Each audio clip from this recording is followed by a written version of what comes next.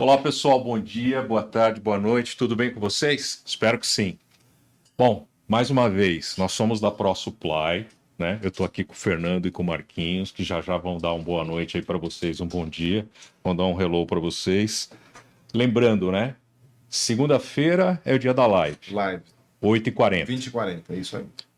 Terça-feira é o dia da logística. Quarta-feira é o dia do planejamento.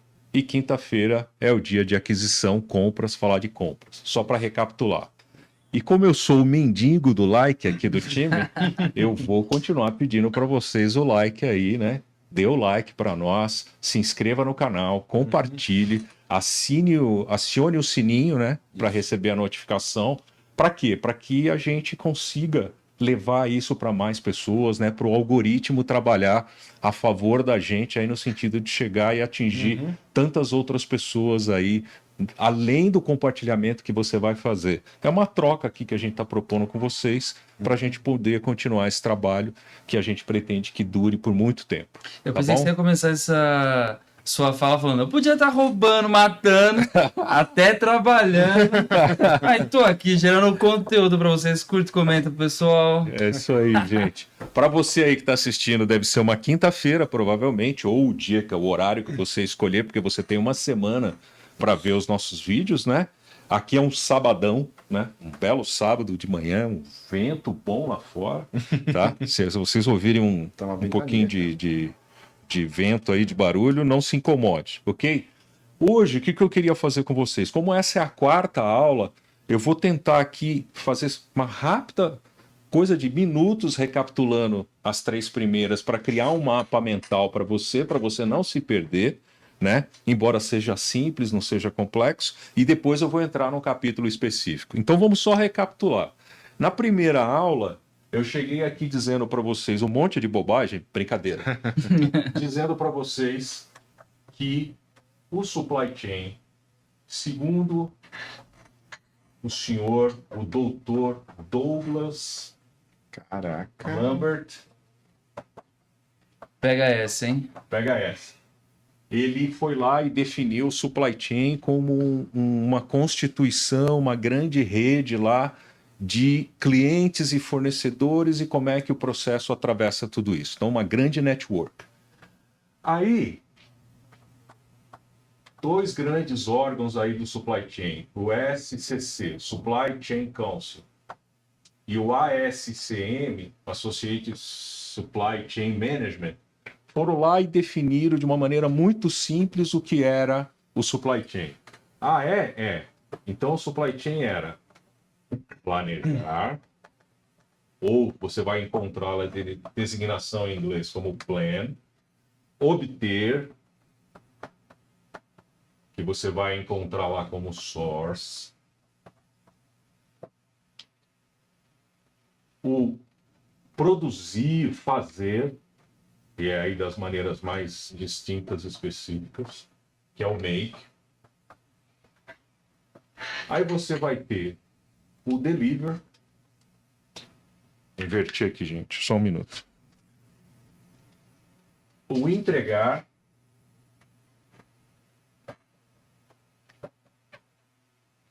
Que é o deliver. Como toda a cadeia de suprimentos, como todo supply chain, como todo esse processo, esse network, você tem processos efetivos de retorno, que a gente chama de logística reversa, né? Então, retornar, que é um capítulo fundamental, principalmente hoje, quando a gente fala de sustentabilidade. Tá aumentando, né? Cada dia mais. Cada dia vai aumentando, e essa é a ideia, né? A ideia da melhoria contínua, né? Que é o return. E, para você fazer tudo isso acontecer, você precisa, o americano chama de enable, né? Que é o permitir, né? Possibilitar, permitir, que é o enable, tá? Então, gente, se alguém chegar para você e falar assim, o que é supply chain? Plan, source, make, deliver, return and enable. Planejar, obter, produzir, fazer, entregar, retornar, permitir. Você definiu bem, você está no bom caminho. Operacionalizar uma empresa, né? É fácil. Definir é fácil. E eu disse lá nessa aula o que é difícil no supply chain. Uhum. O difícil no supply chain é você sincronizar tudo isso. Se fosse eu escrevendo, o difícil ia ser entender. O Nadilson, ele começa a escrever um monte aí pra provar que a letra dele é a mais bonita da gente. Certeza, cara. Você tem dúvida? Ó, pessoal, brincadeira, tô só fazendo um parênteses aqui pra se doar com o Marquinhos. Dá um pause aqui, vê o vídeo que o Marquinhos liberou ontem. Ontem, tá? Pega lá, não precisa assistir o vídeo inteiro, só dá um momento. Qualquer print. Momento. Dá um print lá e fala assim, cara, compara a letra só. Não faz isso não, pessoal. Então, o que é difícil no supply chain, gente, é sincronizar e, principalmente, orquestrar todo esse processo. Então, assim, para você que fala assim, eu quero entrar na área de supply chain, eu quero... Assim, é importantíssimo o profissional de supply chain ele ter uma vocação muito clara para duas coisas. Resultado, implantação de processo. Resultado, implantação de processo. O conceito de melhoria contínua tem que estar no sangue do profissional de supply chain. A gente vai falar, né, em algum momento sobre carreira, desenvolvimento de carreira e supply chain, certo? Sim. Marcos e Fernando. Mas já põe isso na cabeça de vocês, tá ok? Posso só fazer um parênteses aqui, Marquinhos? Pode fazer quanto vocês quiserem. Ontem, cara, é muito legal. Ontem eu tava no interior discutindo exatamente isso daqui, o sincronizar e orquestrar. Porque uma coisa é orquestrar e sincronizar quando tá, o mar flat, Isso é fácil. entendeu? Quando começam oscilações gigantescas de demanda, de fornecimento, de mão de obra, de tudo. Cara, como que se orquestra isso daqui, entendeu? Aí que são as discussões gostosas de ter, desafiadoras de ter. Olha, E que geram um valor único pro negócio, tá? eu não posso perder. Esse gancho que o Fernando deixou na mesa, eu não vou perder. Imagina o seguinte: em 2020, você tem empresas que atingiram um nível de maturidade na gestão da cadeia de suprimentos funcionando que nem um relógio suíço. Sincronizando e orquestrando, sincronizando e orquestrando. Elas estavam organizadinhas, sistema, ERP, processo, todo mundo sabia o que fazer, resultados sustentáveis, consistentes, né? Não tinha aquela coisa, eu tive o resultado, não tinha, era uma coisa equilibrada, tal. Ou seja, esse é o melhor cenário. Essas empresas que estavam absolutamente maduras, absolutamente estabilizadas, chegou a pandemia. O que aconteceu? Virou um caos, né? Se para essas empresas que tinham um processo absolutamente estabelecido, com sincronia, com orquestração, com sistemas funcionando, com processos maduros, com profissionais já acostumados a fazer, todos treinados e tudo mais, já foi difícil, foi um caos. Pensa agora numa empresa que não estava nesse patamar de maturidade, né? Que tinha um processo anárquico, né? Uma anarquia em termos de processo. Entrou em parafuso e não foi incomum tantas empresas que sucumbiram à pandemia e simplesmente não existem mais. Ao final da pandemia foram extinguidas, tá? Foram extintas. Por quê? Porque não tinha um processo robusto para suportar um negócio que não se esperava. Isso pode acontecer no momento de guerra. Nós estamos vivendo duas no planeta, né? Que de alguma forma está afetando, deve estar afetando, com certeza está afetando as cadeias de suprimentos. E só fazendo um outro, complementar aqui você, tá, Nelson? Ontem estava lá e, enfim, é uma empresa que eu faço consultoria e estavam analisando a compra de uma outra, tá? Sim. Essa outra que eles estão querendo comprar, cara, é um concorrente deles direto. Só para fazer um parênteses, tá? Um contexto. Ela bateu meta de faturamento desse ano, cara. Certo.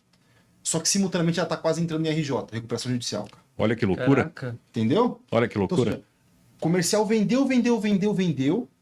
Nós aqui entregamos tudo. Só que o como nós entregamos não estava sincronizado. Teve um custo gigantesco que comeu a margem e o negócio entrou, entendeu? Exato. A empresa tava indo pro buraco. É entregar a qualquer custo e não funciona. Entendeu? Vai, Então, vai essa dar ruim. sincronia e a orquestração, cara, a empresa tá saudável ou não, entendeu? Exatamente. É muito louco isso. Nada disso aqui, e quando você entra lá, né, o pessoal do do supply do SCC e do ASCM, eles desenvolveram o tal do SCORE, né? Que é o Supply Chain Operational Reference, ou seja, a referência operacional de se fazer um supply chain funcionando.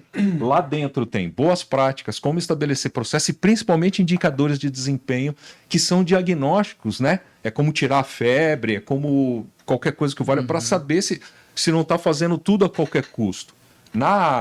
Na aula do Marquinho de quarta-feira, na aula de planejamento, o Marquinho usou uma expressão do smart e do hard, né? Trabalhar em supply chain, o pessoal até brinca, né, que está muito focado no hard. Não necessariamente, você precisa ser inteligente para trabalhar, né? E aí eu remeto, é difícil não falar disso quando a gente vai falar de lean manufacturing, de manufatura enxuta, de operação enxuta. A base da casa, né, do sistema dessa casa, ele tem 2 pontos importantes, né? Padrão e estabilidade. Você precisa de padronização e estabilidade para constituir um processo robusto, né? E eu esqueci o nome dele agora, tem um dos grandes desse pessoal que tem canais, eu esqueci, infelizmente eu vou pecar por isso aqui agora. Não sei. Acho que não. Ai, meu Deus. Ele fala que as pessoas, os profissionais, os grandes executivos ou qualquer segmento que obtém sucesso, estatisticamente falando, são pessoas disciplinadas e organizadas. Ou entidades disciplinadas e organizadas que têm a ver com padronização e estabilidade. E esse é um conceito claro da manufatura enxuta que é fundamental para você. O que eu estou falando? Imagine você botar qualquer processo de supply chain, processo de reabastecimento de linha, por exemplo. Mas você tem uma máquina que quebra toda hora. Então você não tem estabilidade. Não é à toa que lá na casa do Lean está lá o TPM lá, né? O Total Preventive Maintenance, que é um pilar importante para isso. Eu estou me estendendo aqui porque o assunto é extremamente... Para quem gosta, né? A gente vai se empolgando com o assunto. Mas, pessoal, a minha ideia aqui é recapitular o que foi falado lá na primeira aula. E agora eu vou lembrar vocês do que a gente falou. Isso que você trouxe é muito legal, né, Gilson? Que muitas vezes você não vê uma criança falando assim, vou trabalhar com logística, vou trabalhar com supply chain. Mas é comum a pessoa uma criança falar, vou ser bombeiro, vou ser policial, vou ser piloto. E a gente acaba aplicando tudo dessas profissões no dia a dia de logística, né? Exato. Quem nunca foi bombeiro em logística, não trabalhou em logística. Posso falar sem zoar? Só fazer uma piada aqui, tá? Meu filho do meio tem 8 anos, né? Teve cara, dia dos pais lá e tinha que levar pra escola o que era a profissão do pai. Que é tudo sarcástico, meu filho do meio, né? Normalmente o do meio, cara, o segundo, na verdade. O Rafael é muito engraçado. Ele chegou assim, meu pai é um engenheiro, mas ele não constrói casa. Ele é um doutor, mas ele não é médico. Olha que legal. Porque tem um PhD, né? Sim. Meu pai é doutor, mas não é médico. O que meu pai faz? Ele falou assim, também não sei. É muito legal. É muito legal assim, porque, por exemplo, a gente está aqui, vocês estão vendo a gente aqui, mas tem um pessoal ali que está por trás aqui da câmera nos ajudando, né? Que é um pessoal especialista em filmagem, edição de vídeo, em todo o trabalho de um estúdio, né? Então, eles estão aqui tentando entender o que nós estamos tentando falar. Então, nos intervalos aqui, né, eles estão falando, poxa, a gente entendeu, mas, né, o que é que vocês estão tentando falar? Porque você não vive isso, né? O exemplo nicho, né? É nicho, né? Paciência. Bom, na segunda aula, então, lembra que eu falei lá do planejar, do obter, do fazer ou produzir, do entregar, do retornar e do permitir, né? Então, plan, source, make, deliver, return, enable. Vamos pegar esse cara aqui, ó, o obter, né, ou source. É aqui que está a minha atividade aqui, as minhas, não vou chamar de aula, mas essa discussão que a gente está tendo, essa interatividade aqui, que a gente fala mais conhecidamente como a área de compras, né? A compras é aquela área que só atrasa. E nunca consegue colocar o pedido no tempo, nunca chega o material no tempo. Tem essa história, né, essa mística, até por culpa de quem trabalha na área de compras também, que se comporta às vezes como um patinho feio. Mas aí a gente começa a estruturar um pouquinho mais isso, e lá na segunda aula a gente deu uma estruturada nesse negócio, né? E separou o processo em dois, né? Que a gente chamou de estratégico e transacional. E aqui no estratégico, hoje nas grandes corporações, isso aqui é conhecido como sourcing, né? E aqui isso é conhecido ou como procurement ou como purchase, tá? E assim, pessoal, nem se prendam muito a isso, Nomenclaturas. né? Então, basicamente são dois pilares que são diferentes, né? E deixando muito claro, falar assim, tá bom, mas o sourcing, mas o transacional, o que tem a grande diferença aqui? Quando a gente fala do processo todo, né, de aquisição, vocês vão encontrar aí nos livros, né, os grandes consultores, o pessoal chama isso daqui de S2P, né? Source to Pay. Só que esse cara divide-se em dois, que você tem aqui o S2C e o P2P. P2P. Né? Então aqui é do source até o contrato e do procure até o pagamento. Então do payment. Então aqui é de buscar uma fonte até fechar um contrato com o fornecedor. E aqui é de efetivamente botar uma programação nesse fornecedor até o pagamento. Essas duas etapas formam o processo todo, que é o S2P. E tudo isso, gente, sim, é extremamente relevante. Pode dar uma característica que essa atividade estratégica ela seja mais nobre, mais não sei o quê, até por causa do nome, né? Fica esse... Mas o transacional, ele é fundamental, porque é ele que vai dar credibilidade para tudo isso daqui. Entendeu? Lembrem-se, eu falei em uma das aulas, eu cheguei a mencionar, mas eu vou entrar futuramente, a gente vai falar um pouquinho das 5 forças de Porter lá, né? Vou recapitular um pouquinho para, na verdade, vou ficar focado na terceira força de Porter, que é a cadeia de fornecedores, tá? Nós vamos falar da importância desse cara aqui. Olha, pensa de novo, se você não tiver fornecedor, tua empresa não existe. Sim. Simplesmente não existe. A não ser que você seja uma empresa que vai da extração primitiva até... Você atravessa todo o processo até o consumidor final. Mas fora isso, mas mesmo assim você vai precisar de um prestador de serviço. Não tem como. Não tem como. Tá? Não Até tem o... Se você extrai água, você vai precisar que a fonte, a Exatamente. natureza é sua... Não tem como. É seu fornecedor. Não vai fugir da vida. Vai ter muito serviço daí, cara. Exato. Vai ter muita prestação de serviço. Então, pessoal, é o seguinte. Ainda que a sua empresa seja extremamente verticalizada, ou seja, faça a maioria das coisas internamente, ainda assim você vai precisar da cadeia. Ainda assim ela vai ser uma terceira força aí, segundo Porter, né? É muito importante isso daí. Então a fase transacional é que dá credibilidade para a fase estratégica. Isso, tá? Ali, e nessa aula aí eu entrei e falei como que era o processo de strategic sourcing, né? Dizendo, olha, começa na necessidade, no escopo, né? Na necessidade de se fazer uma obtenção até efetivamente o contrato, passando por N etapas ali.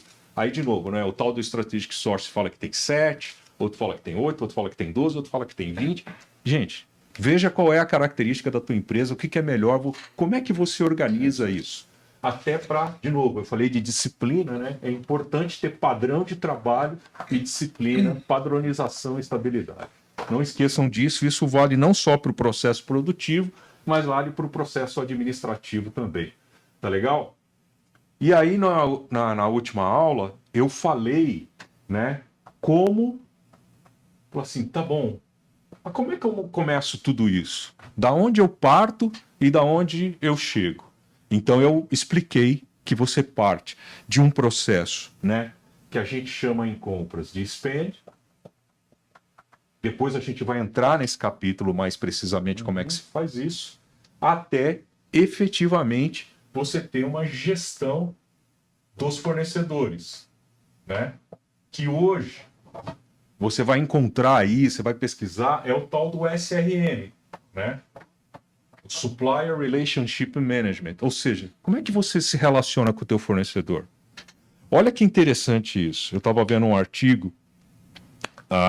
Hoje, muitas empresas, elas começam, às vezes pelo pioneirismo, elas chegam a um determinado patamar. Chega um patamar que ela começa a ter dificuldade para... Como é que eu me destaco mais? Como é que eu faço a minha curva subir?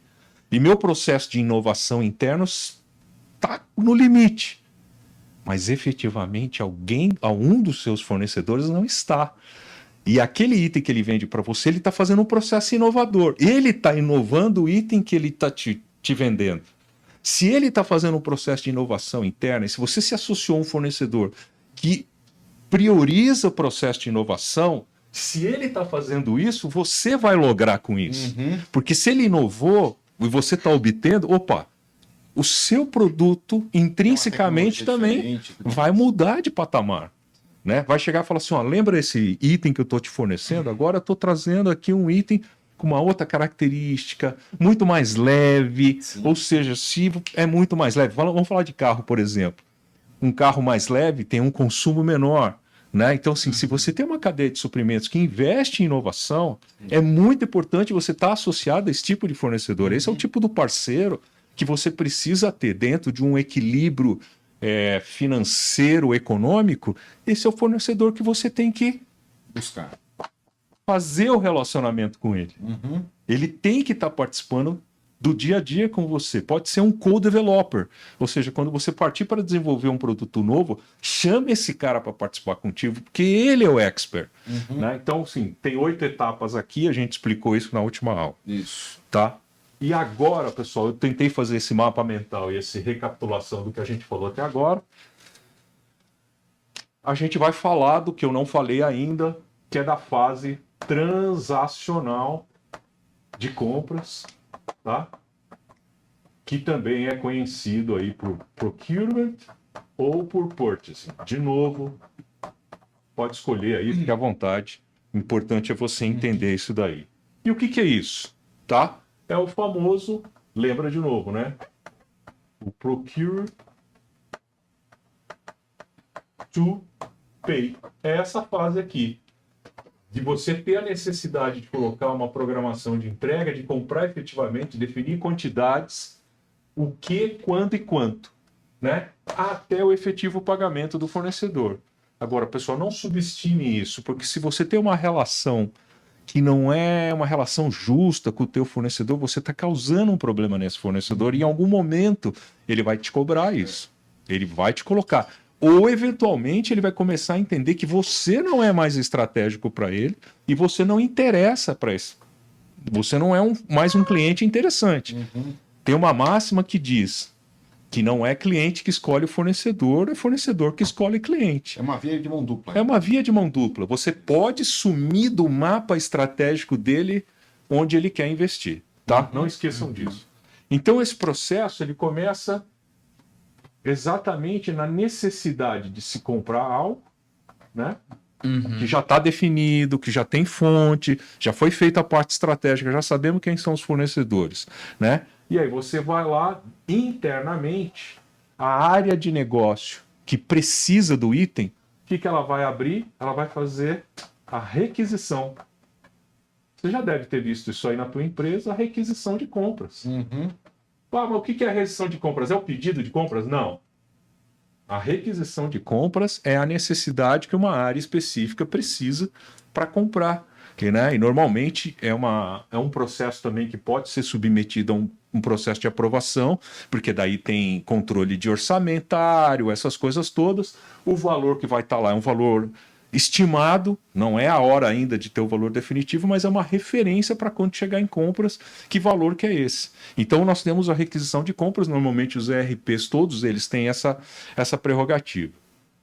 Isso vai chegar para a área específica, a área de negócio de compras, que vai trabalhar essa requisição e vai falar assim, bom, para esse item eu já tenho o fornecedor definido, eu já tenho o preço definido, eu já tenho condição de pagamento definida, é uma questão agora de discutir prazo e colocar o pedido.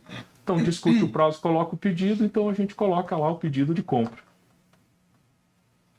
Colocou o pedido de compra, né? Na quantidade, na data, aquilo que se precisa, isso você precisa fazer, não subestime essa etapa. De novo, a transmissão do pedido. Por quê? O pessoal manda o pedido por e-mail, manda o pedido num Excelzinho. Tem gente que manda Tem empresa que manda por WhatsApp, tem empresa que liga e fala: eu quero 100 desse. Né? Então, assim, tem de tudo, depende do nível de maturidade. Isso, né? Não formaliza isso. E um processo de compra, gente, tanto a fase de source quanto a fase de procurement, é importantíssimo que seja formal. Nós estamos falando de compras que é uma área extremamente sensível, é uma área extremamente visada, é uma área extremamente importante, porque nós estamos falando de dinheiro. Sim. Basicamente, nós estamos falando de dinheiro. Já disse aqui, vou repetir. Normalmente, os valores das compras representam, por exemplo, no custo de um produto, de 40% a 60% do custo de um produto está no valor das compras, quando a gente está falando de direto, ou das despesas, né, de uma empresa. Os prestadores de serviço e tudo mais. Então, sabe onde está o dinheiro? Se a sua empresa fatura 100 milhões, boa parte desse dinheiro estão nas compras. No mínimo 40 milhões, né? No mínimo, o material direto, 40 milhões está em compras. Fora os indiretos, né? Fora os indiretos, tá? De novo, eu não estou querendo aqui puxar a sardinha, mas tem magnitude, tem relevância, né? Muito bem. E que afeta resultado, custo, despesa e fluxo de caixa. Com certeza. Tá? Muito bem. Então a transmissão de pedido é importante. Uma coisa que é importante que as pessoas ignoram. Você manda o pedido e você deu como certo. Botei o pedido no fornecedor. Aí, já botou o pedido? Já botei. O fornecedor confirmou? Ele aceitou o seu pedido? Você recebeu um feedback dele, a gente chama de ACK, né, que em inglês é Acknowledgement. Ele reconheceu que o teu pedido foi recebido, que está entendido, que ele vai entregar na quantidade e no prazo que você pediu? Cuidado, hein? Então a fase de reconhecimento do pedido de Acknowledgement é fundamental. É muito comum, tem umas frases padrões nos pedidos dizendo assim: caro fornecedor, gentileza confirmar o recebimento e a aceitação desse pedido nas próximas 24 horas, ou sei lá, alguma coisa que o valha. É fundamental. Se você não se manifestar, eu vou entender que você aceitou. E eu já passei fome por conta desse item aí, sabia? Com certeza. Esses dias eu pedi um iFood, eu fiz o meu pedido e fui tomar banho. Demorei no banho. Quando eu fui ver, o restaurante não tinha cancelado, cara. Putz, 10 horas da noite, já tava tudo o restaurante fechado. Eu já passei também. Nossa, que raiva. Aí eu fui tentar ainda mandar uma mensagem, falou, não tem jeito, mas o restaurante fechou. Fiquei com fome, né? Tive que comer umas 2 maçãs e dormir dormir magoado. Excelente exemplo. Esse é o exemplo clássico de ACK, É a gente. confirmação. Imagine se você está comprando um item importado sei lá, você está comprando de Taiwan, que não é incomum hoje. E não teve o ACK e você está contando com aquele item, gente. E o item o cara nem começou a produzir. O cara nem se manifestou, né? E aí vem também a questão das bases cadastrais, né? Será que está tudo atualizado? E-mail, contato, ou se você está transmitido via um site, entendeu? Você tem um site específico lá para se relacionar com o seu fornecedor, um EDI, por exemplo. Está funcionando? Está bem parametrizado? Todos os cuidados são importantes nessa hora. Então, isso aqui é um item, parece simples, né? Parece bobo, mas a gente passa fome se não fizer isso aqui. É. Né? E é interessante, né, que esse item, todo o e-commerce hoje, você tem esse item. Exatamente. Ele tem o track de todo o seu pedido. Exato. Confirmou o pagamento, já está em processo. Ele vai te dando essa visibilidade, já trazendo... Se para pessoa física, né, a gente no dia a dia... eles já estão colocando, imagina uma empresa que necessita de todo mundo esperando, é um ambiente muito mais complexo, né? A gente vê aí, né, por exemplo, quando a gente pede um cartão de crédito pro banco, por exemplo. O seu cartão de crédito foi expedido. o seu cartão de crédito está em trânsito, o seu cartão de crédito chegou, né? É muito comum isso, né? É muito... hoje em dia a gente está super informado daquilo que está acontecendo, do que a gente adquiriu. Ou nessas grandes empresas que vendem por e-commerce, né? Classicamente aqui não dá para fugir, não estou fazendo nenhuma propaganda, mas uma Amazon da vida, né? Você acompanha teu pedido absolutamente ali, né? Invariavelmente você sabe exatamente onde ele está. Isso é fundamental, né? É fundamental, porque até emendando um processo que é importante nas grandes indústrias que a gente ignora, é o trabalho de follow-up. E follow-up, o acompanhamento do pedido, não é quando a casa caiu. Ele é um processo preventivo, né? Sim. Então o cara deu o ACK lá, o teu fornecedor aceitou. Você ligou para ele, falou: ô, José, eu vi aí que você aceitou, tá tudo bem, como é que tá? Tá difícil? Não, tá tranquilo, estamos aqui que tem uma matéria-prima em casa, pode ficar tranquilo, nós vamos atender o teu pedido e talvez até antes vai estar disponível. Cuidado com esse antes que pode não ser bom, tá? Se você pediu pro dia 30, ele tá querendo entregar para você amanhã, é um problema para você porque você vai disparar a condição de pagamento, você vai pagar antes de um negócio que você não precisa. Toma cuidado com isso também. Mas o follow-up, né, é fundamental para saber o que está acontecendo. Olha, no follow-up a gente já descobriu tanta coisa, gente, que o fornecedor até te prometeu e alguma coisa está estranha. O mercado inteiro está sofrendo com isso e esse cara está falando que está tranquilo. Das duas, uma. Ele não entendeu, ele tem algum problema que ele está escondendo, né? E o follow-up, ele não é só o tal do telefone, hein, gente? Cara. Tem que, né? Tem que ir. Tem que ir lá de vez em quando, né? E aí isso é importante. Ou a área de planejamento de materiais que tem a responsabilidade do follow-up, ou a própria área de compras tem que aparecer, tem que estar lá. Isso é fundamental, não vamos desperdiçar isso. Por isso que eu falo que o processo transacional, ele é tão importante quanto. É credibilidade, é execução, a fase de execução. Ah, bonito, fiz um baita processamento estratégico, defini duas fontes no Strategic Source, defini o A e o B. Só que o material não chega. Os fornecedores não fazem. Posso falar, só dar exemplo aqui? Fica à vontade. Eu acho que, sei lá, uns 7, 8 anos atrás, tá? Teve um boom de levar isso daí para um CSC de Índia, cara.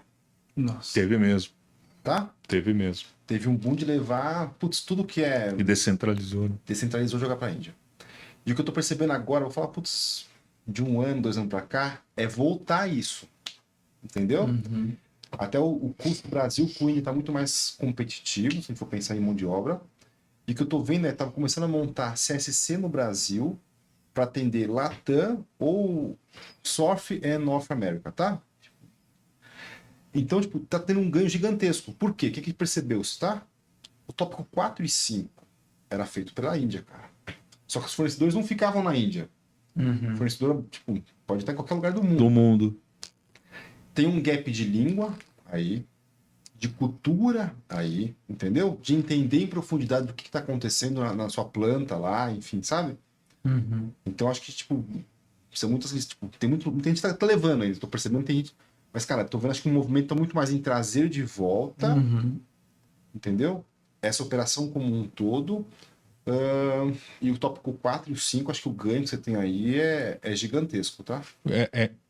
Aproveitando essa deixa sua de novo, como tudo no mundo corporativo, é cíclico, né? É ciclo. Alguém chegou e falou assim, não, vamos descentralizar, a Índia é mais barata, não sei o que e tal. Vamos botar lá o processo de ACK e de follow-up lá com o pessoal da Índia. É isso. Ah, beleza. Nossa, que legal. Aí, o indiano tem uma cultura. Imagine que, por exemplo, a alfândega indiana, ela funciona de uma maneira diferente da nossa. E é verdade o que eu estou falando, tá? Certamente. O indiano não tem ideia que a nossa alfândega leva 10 dias, 15 dias para desembaraçar e a energia que ele põe no follow-up pode ser menos, pode ser mais. É isso. É outra realidade, né? É outra realidade. Ah, não, por mais que você foi lá, avisou ele, ó, cuidado, aqui nós temos canal verde, vermelho. Cara, Tem uma empresa que eu presto serviço de consultoria, o que eles fizeram, tá? No tópico 5, eles contrataram gente do Brasil, como funcionário do hub da Índia, Caraca. entendeu? Só para estar no local. Só que tipo, Aham. o contrato dele não é com a empresa Não. nacional, é com a empresa indiana. Indiana. Por quê? Porque faz parte do hub. Alguém definiu que isso aí é do hub. Só que o hub não consegue fazer. Uhum. Precisa de alguém no local. Mas, cara, fala assim, cara... Mas não esse tá legal, cara não. sabe o dia a dia do Então, Brasil, mas é um negócio... né? Foi um puxadinho que fizeram aqui. Exato. Porque deu errado, entendeu? Por exemplo, o cara lá na Índia, que tá lá no hub da Índia, ele sabe que tá dando greve no Porto de Santos? Não, é distante. A uma cultura- Operação Tartaruga? Tipo, tem coisas que eles são muito Né? bons lá, tá? Mas é uma cultura muito diferente da nossa. Exato. Entendeu? Então isso é fundamental, porque o cara do follow-up também, ele pode perceber que é o seguinte, embora a gente tenha combinado que o cara deveria despachar no dia 30, ele pode perceber o seguinte, cara, vai dar problema, eu preciso antecipar esse negócio. Uhum. E ele começa um processo de negociação com o fornecedor. Cara, sabe aquele negócio que eu pedi pro dia 30? Eu preciso que você me entregue 10 dias antes. Uhum. Teve uma ruptura, uma discrepância de inventário. Olha a sua aula de terça-feira. Isso. Descobrimos uma discrepância de inventário, eu vou Você precisar vai precisar antecipar. puxar. Vou precisar puxar. É isso. Quem é que sabe disso? O cara que está lá na Índia? Até eu falar para ele, já foi. Já era. Né? Então, É interessante isso daí. é assim, não dá para menosprezar esse processo em hipótese alguma, É muito embora legal. a gente chame de transacional. O fato de chamar de transacional é só para diferenciar o processo. Uhum. Ele é tão importante quanto. Né? Isso é forte. Bom, vamos dizer que tudo caminhou bem até aqui. E agora chega um processo tão importante quanto, botamos lá no transporte, a coisa andou bem, né? E chegou na porta. E aí você já falou sobre isso numa das tuas aulas de logística, nós temos a conferência fiscal, né? Que faz parte desse processo. Sim, sim, sim. E o que é a conferência fiscal? Pô, eu tenho um pedido no sistema que está dizendo o que, quanto e quando. E tem lá preço, tem condição de pagamento. É importante que a primeira pessoa que confronte a invoice ou a nota fiscal contra aquilo que está no sistema faça essa verificação. E fala assim, ó, tem uma discrepância aqui, meu. O preço é 1 no pedido e o cara mandou a 2. Tem alguma coisa errada. Uhum. Primeira coisa, liga para o cara de compras e fala, meu amigo, o que aconteceu com esse fornecedor aqui? Não é incomum o profissional de compras esqueceu de atualizar porque o cara, vamos dizer o seguinte, teve uma negociação e teve um aumento de preço. Ou o fornecedor errou, vamos chamar de errou, né? Não vamos partir aqui de um princípio que está sendo... Mas é ali que pega isso, né? Mas é ali que pega, Isso. é ali que você pega. Ou a condição de pagamento, que era 60 dias, o fornecedor mandou a 30. Isso vai afetar o contas a pagar, vai afetar o fluxo de caixa da companhia. Ou o fornecedor era para entregar dia 30 e ele está entregando 20 dias antes, ele está entregando no dia 10. Você está impactando o inventário, está impactando o fluxo de caixa. Fala, amigo, você está entregando antes, pode voltar. Isso. Né? É o on-time delivery do fornecedor. Ou o fornecedor era para entregar azul e entregou vermelho. Tá errado.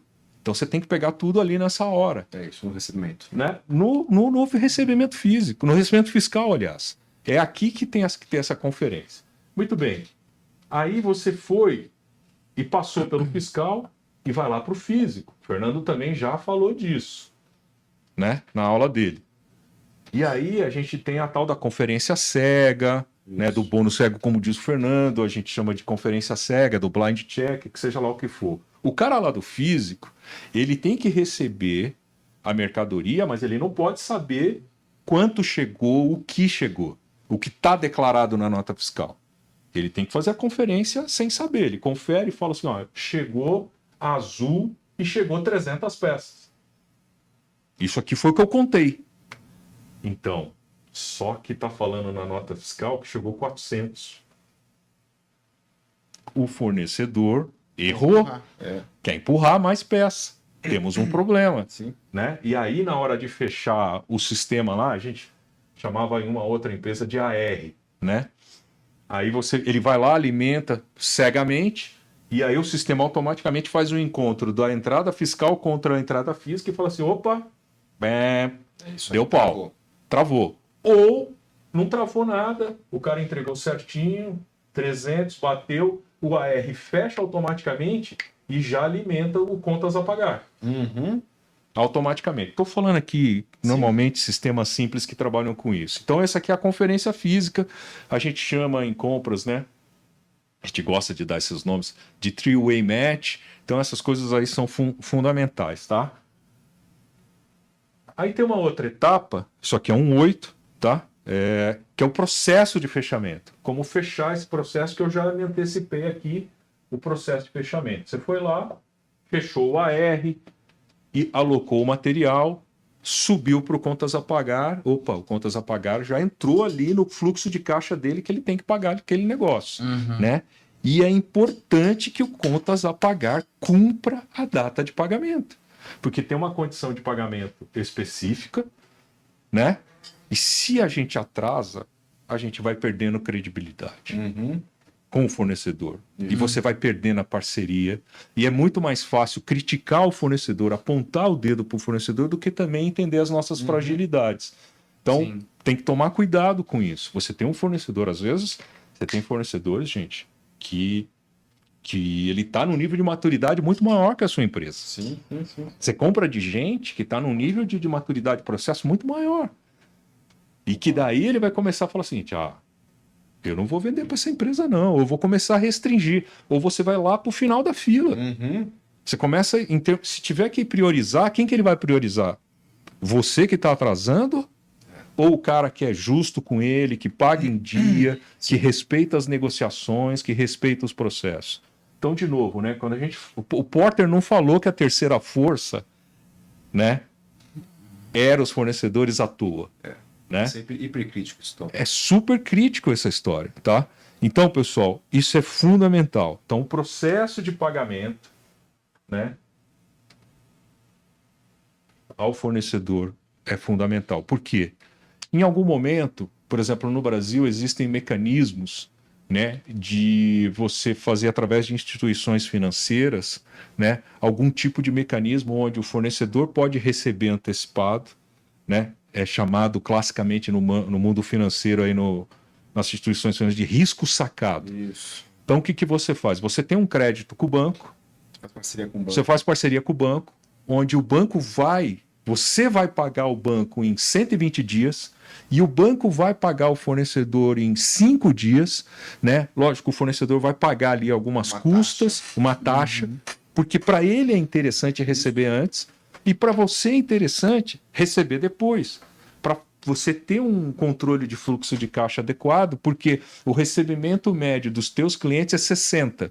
Se você paga em 120, cara, você está com fluxo de caixa legal. Isso. Entendeu? Só que o fluxo de caixa do seu fornecedor é ruim, então ele antecipa Exatamente. lá e paga os juros. Então, assim, por isso que esse processo bem estabilizado, bem feito, é fundamental, porque você vai ganhando credibilidade. E no determinado momento, você vai chamar teu fornecedor e falar, cara, vamos discutir aqui um mecanismo de risco sacado? Vamos.